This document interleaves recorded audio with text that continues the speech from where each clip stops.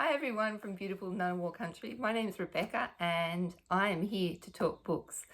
Now, as I've said in the past, I actually am a teacher librarian, and so during the school holidays I start thinking about what we're going to be doing in school for the following term. And one of the things that's at the front of my mind at the moment is Anzac Day. When we get back to back to school and to the library, I will be seeking out all our books that relate to Anzac Day, in particular picture books and fiction, because sometimes it's easier to talk about these topics, especially with little people, when they can make connections to the things that have happened in the past. And so we see it in a lot of Anzac picture books in particular, things like Anzac Ted by Belinda Lansbury, Anzac Biscuits by Phil Cummings, The Anzac Tree by Christina Booth, and for our older students there is a book called 1 Minute Silence by David Metzenthen.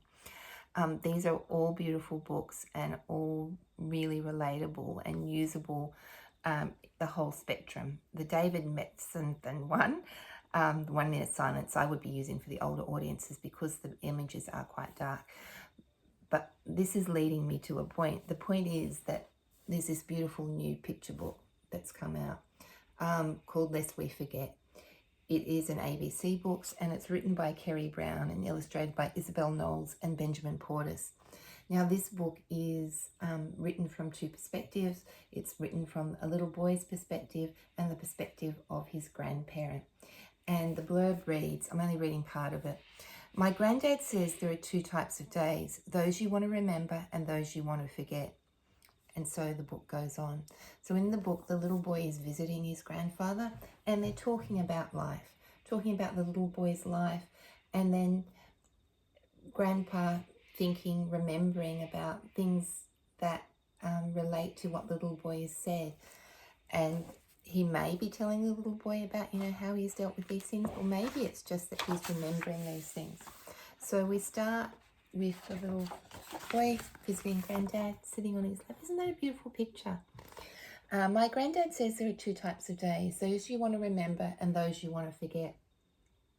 And then the little boy starts telling his stories. Okay, he talks about his first day of school and how scared he was, and Mum saying, stand tall, little soldier, it will be okay, you're brave. And then we get a double pay spread. No words, just images.